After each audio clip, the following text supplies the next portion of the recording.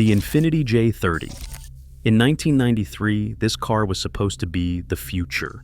It was built to save a brand, engineered with the heart of a sports car and the soul of Italian furniture. It was a machine created with an obsession for quality that borders on the irrational. Yet, looking back at the sales charts, history remembers it as a commercial stumble. It was erased from the lineup after just a single generation. But there is a contradiction here. Look at the roads today. While its commercially successful competitors have largely rusted away or vanished into scrapyards, this so-called failure is still running. You still see them, gliding through traffic with that strange, drooping tail. Why did a car engineered to be perfect disappear from the showroom so quickly, yet survive on the street so long? The answer hides in a single fatal design choice.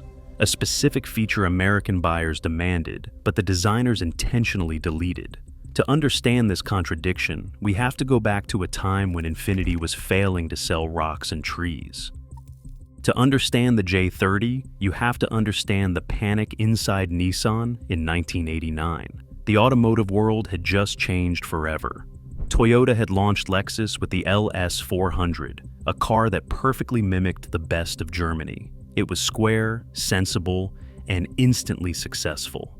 At that exact same moment, Nissan launched Infiniti. But while Lexus was showing the world a precision machine, Infiniti launched with an advertising campaign that did not show a car at all.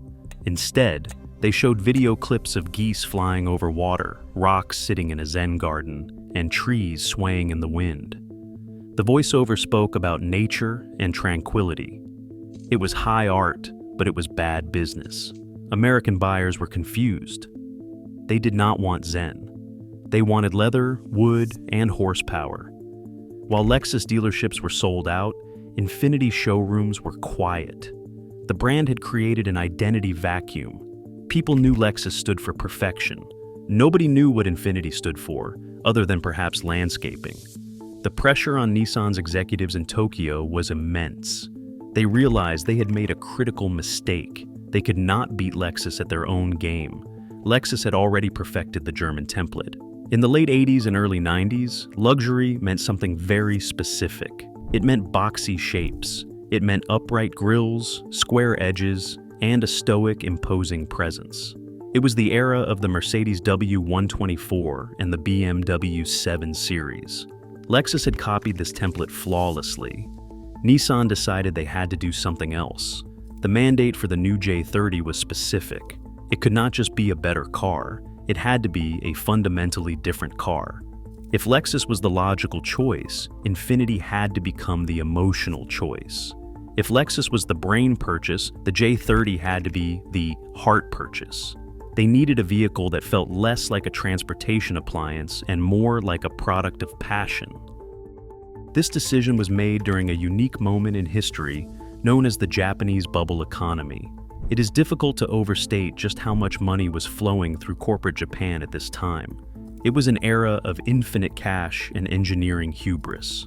The yen was strong, profits were soaring, and for a brief window, the accountants did not run the car companies. The engineers did. In this atmosphere, cost was a secondary concern. If a designer wanted to use a specific curve that was difficult to stamp on a fender, nobody said no. If the interior team wanted to collaborate with a high-end Italian furniture maker, the budget was approved. The culture at Nissan was one of supreme confidence. They believed that if they built something beautiful enough, the market would follow. They were not interested in focus groups or customer utility. They were interested in making a statement. The J30 was born from this specific mindset. It was a rejection of the tyranny of the wedge. The designers looked at the parking lots of 1991 and saw a sea of bricks. Every luxury sedan looked the same. They decided to declare war on the ruler. They wanted a shape that looked like it had been poured, not stamped. They were building a car for a future that they thought would be about romance and style. They did not know that the economy was about to crash. They were designing a masterpiece of excess right before the world demanded austerity. With the checkbook open and the mandate set, the designers decided to do something dangerous. They decided to prioritize art over trunk space. The design team, led by Jerry Hirschberg at Nissan Design International, famously described their goal as escaping the tyranny of the wedge. In the early 1990s, automotive aerodynamics usually dictated a specific, rigid formula, a low nose and a high, cut-off tail to cheat the wind. This was the shape of efficiency. It was the shape of the BMW 3 Series. The J30 rejected this science in favor of sculpture. Hirschberg and his team wanted a car that looked like it was moving, even when it was standing still, but not in an aggressive way. They wanted it to look organic, as if it had been worn smooth by the elements. The result was a silhouette that tapered heavily at both ends, a shape the press would eventually nickname the soap bar. But this artistic commitment came with a severe practical penalty, and it centered on the rear of the car. The trunk lid drooped dramatically downward. It was beautiful, sliding gently toward the bumper in a continuous, unbroken arc that caught the light perfectly. However, this design choice destroyed the trunk space. In the American market, where buyers expected to fit multiple sets of golf clubs or family luggage, the J30 could barely hold a few grocery bags. This was not an oversight. It was a deliberate sacrifice. The designers were telling the customer that if they needed to haul plywood or airport luggage, they should buy a truck. If they wanted to drive AR'd, they had to compromise. This philosophy made more sense in its home market of Japan, where the car was sold under a different, more telling name, the Nissan Leopard J Ferry. The term ferry comes from the French word for holiday. That single word explains the entire ethos of the vehicle. A holiday is not about efficiency. It is not about carrying maximum cargo or maximizing productivity. It is about the experience of the journey itself. The car was designed for a Sunday drive, not a Monday commute. It was a vehicle for holiday motoring, a concept that resonated in Japan, but baffled American executives who used their sedans as mobile offices. To the American eye, the car looked suspiciously British. The rounded headlamps, the chrome grille, and that controversial sloping tail evoked the classic lines of a Jaguar XJ. For years, Japanese luxury cars had been criticized for being soulless appliances. Now, Infiniti had built a car with so much character that people mistook it for a Jaguar. This was a double-edged sword. It gave the brand instant prestige and a sense of history it had not actually earned yet, but it also confused buyers who associated Japanese engineering with square functional boxes. Producing this shape was a nightmare for the manufacturing engineers. Stamping steel into such compound, organic curves is incredibly difficult. Metal wants to fold and crease, not flow like water. The manufacturing tolerances required to align these rounded panels were significantly tighter than those for a standard boxy sedan. Every curve on the J30 represented a triumph of stamping technology, a flex of Nissan's engineering muscle that most customers would never consciously notice. Infiniti knew that this design was polarizing. To get ahead of this, they launched one of the most unique marketing campaigns of the decade. Instead of just running television commercials, they mailed a VHS tape titled A Curious Journey directly to potential buyers. It was not a spec sheet. It was a film explaining the philosophy of the car. They were trying to teach Americans how to appreciate the design. It was a bold move, assuming that if people just understood the why, they would forgive the lack of trunk space. But the exterior was just the wrapper. To save the interior, Nissan made a phone call to a legendary European house that had never worked on a Japanese car before. The result would change the definition of tactile luxury forever. The real rebellion was happening inside the cabin. If the exterior was a sculpture, the interior was a confession. It admitted that this car was not for everyone. In 1992, the prevailing logic for a luxury sedan was volume equals value. The goal was to maximize cubic feet, to create a cabin that felt like an open-concept living room. The Lexus LS 400 felt like a corporate boardroom, vast, airy, and impersonal. The J30 rejected this entirely. The designers wanted the cabin to feel like a well-tailored suit. They wanted it to fit tight against the body. This was not a car for being driven in. It was a car for driving. It was the definitive expression of personal luxury, a philosophy that prioritized the sensation of the operator over the comfort of the cargo. To achieve this atmosphere, Nissan admitted something that few Japanese corporations would ever admit. They did not know everything. They knew how to build engines that could run for 1 million miles, but they did not know how to make a car seat that felt like a high-end armchair. So, they went to Italy. They formed an unprecedented partnership with Poltrona Frau, the legendary furniture house responsible for seating in the Italian parliament and the royal family's palaces. This was not a superficial branding exercise where a logo was stamped on a standard seat. The leatherwork in the J30 was fundamentally different from anything else in the showroom. It was gathered, ruched, and folded over itself, mimicking the upholstery of a classic Chesterfield sofa rather than a car seat. Most luxury cars of the era used leather that was pulled drum-tight and treated until it felt like plastic. The J30's leather was soft, aromatic, and textured. It had a rich organic scent that owners still remember 3 decades later, the antithesis of the new car smell of chemical off-gassing. When you sat in the driver's seat, you sank into it. The chair held you not with aggressive sport bolsters, but with friction and comfort. It felt organic, warm, and distinctly human. It was a tactile rejection of the sterile perfection that Lexus was selling. The dashboard continued this rebellion against the digital future. The 1980s had been obsessed with liquid crystal displays and digital speedometers. The J30 turned the clock back, literally. At the center of the dash sat an analog clock, oval-shaped and elegant with cream-colored manufacturing. It was a subtle signal that time in this car was meant to be enjoyed, not essentially measured in digital precision. The wood trim was real walnut, treated to look aged and substantial rather than glossy and plasticized. Every surface curved into the next in a wave design. There were no sharp corners to catch your eye or your knee. It was a cabin designed to lower the driver's heart rate.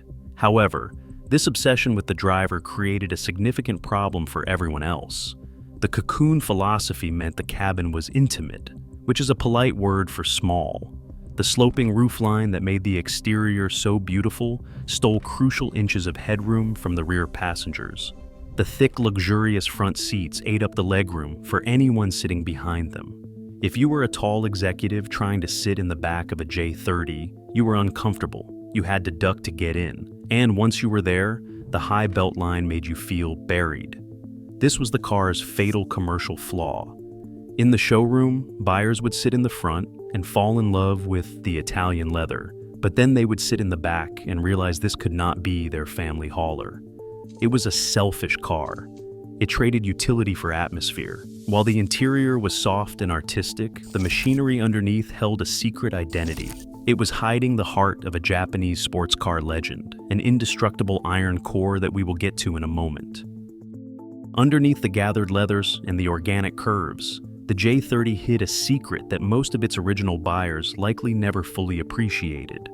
While the interior was designed to soothe, the mechanical architecture was designed to perform. Nissan reached into their parts bin, but in 1992, that bin was filled with some of the finest hardware ever produced in Japan.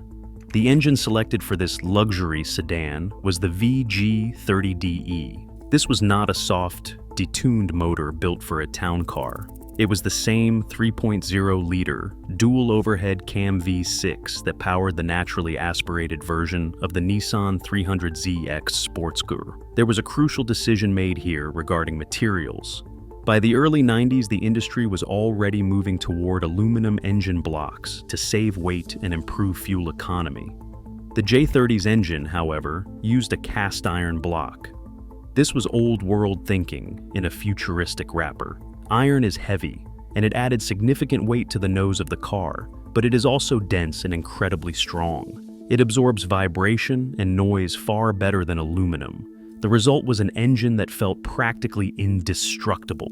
It produced 210 horsepower, which was a respectable number for the era, but the numbers do not convey the sensation. Because of that heavy iron block and the precise balancing, the engine did not vibrate. It hummed.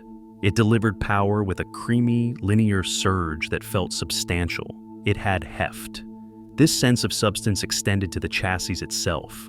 While its main rival, the Lexus ES300, was essentially a disguised Toyota Camry with front-wheel drive, the J30 was built on a dedicated luxury platform. It sat on the rear-wheel drive chassis of the Nissan Cedric and Gloria, the heavy-duty executive sedans used by Japanese dignitaries and police forces. This meant the car pushed from the rear rather than pulling from the front. This separation of steering and power gave the J30 a purity of motion that its front-wheel drive competitors could not match. The steering remained uncorrupted by torque steer, allowing the driver to feel the road through the hydraulic system with a clarity that has largely been lost in modern electric steering racks. To keep this heavy machine planted, the engineers utilized a sophisticated multi-link suspension setup at the rear. American luxury cars of this vintage were famous for their floating ride, a sensation where the car felt disconnected from the pavement, wallowing over bumps like a boat in a harbor. The J30 rejected this numbness. The suspension was tuned to be firm and controlled. It absorbed impacts with a solid, muted thump rather than a bounce. It felt heavy, but in a reassuring way, like a bank vault door swinging shut.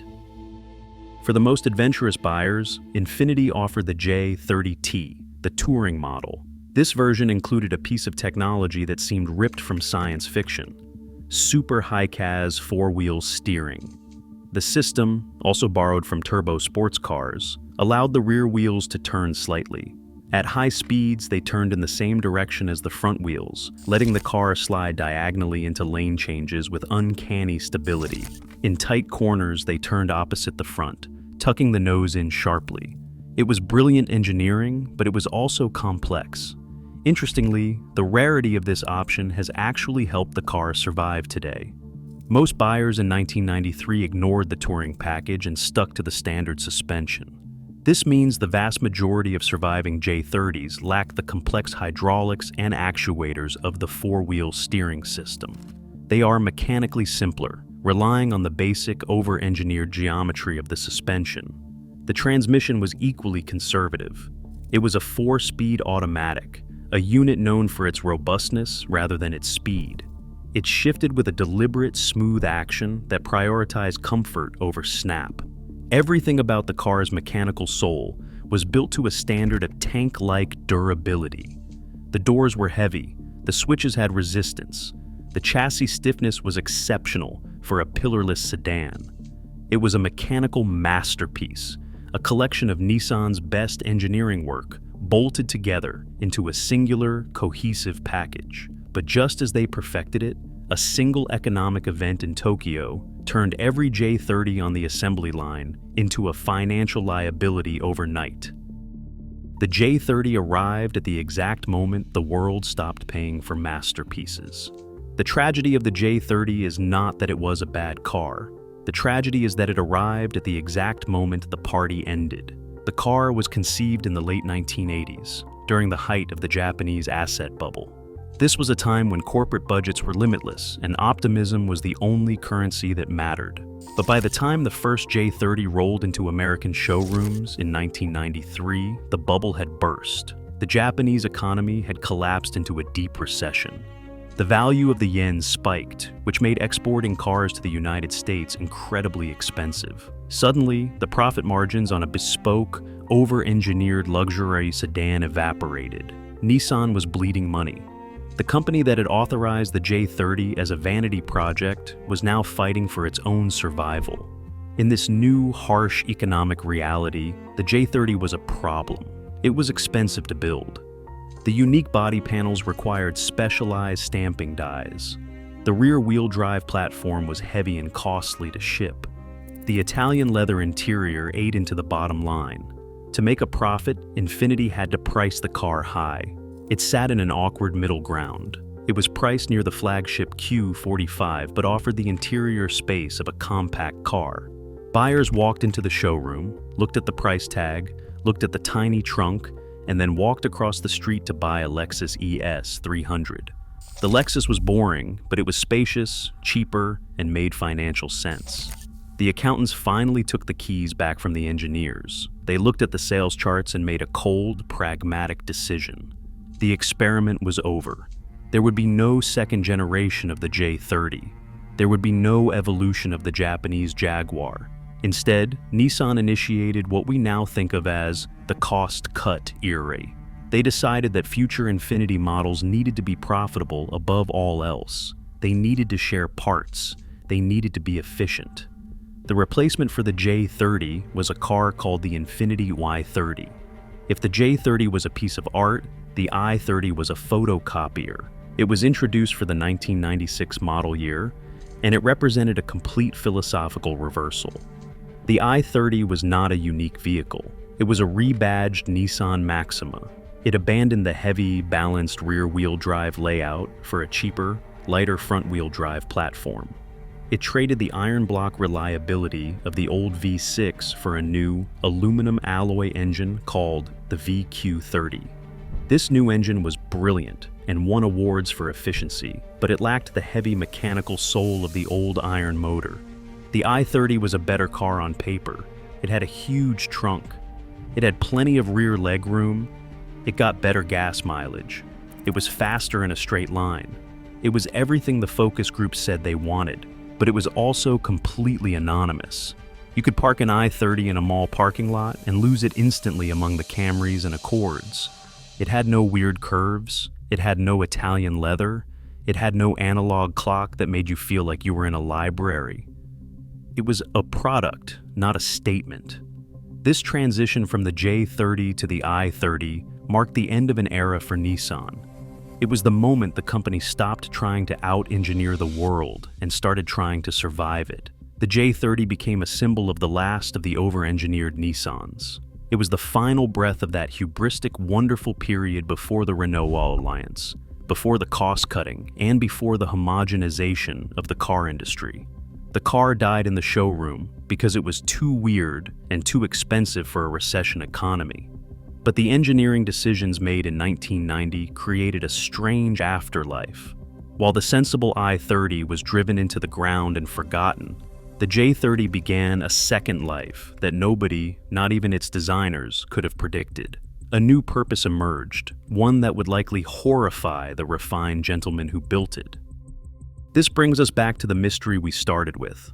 Why are these commercially failed cars still gliding through traffic when their successful competitors have vanished? The answer lies in the conservatism critics once mocked. By refusing to use the newest, lightest, most fragile technologies of the 90s, the engineers accidentally built a tank. The J30 survives because it is simple where it matters. It has no air suspension that can leak and collapse, leaving the chassis scraping the pavement. It has no complex turbochargers that blow seals. It has no fully digital dashboard that fades into electronic blackness. It is a mass of iron and heavy gauge steel that simply refuses to quit. There is a strange, wonderful irony in the aftermarket world today. The J30 has found a second life that would likely horrify the refined gentleman who originally designed it. Because it shares its robust rear-wheel drive architecture with the Nissan Silvia and the 300ZEX, it has been discovered by the drift community. Go to a local grassroots track day, and you might see a J30, stripped of its Italian leather, sliding sideways through a corner in a cloud of tire smoke. It has become the secret weapon for drivers who want a balanced rear-wheel drive Nissan chassis without paying the drift tax that comes with sports cars. Simultaneously, the Japanese VYP car scene has embraced it. Enthusiasts lower them, fit wide chrome wheels, and accentuate those controversial curves.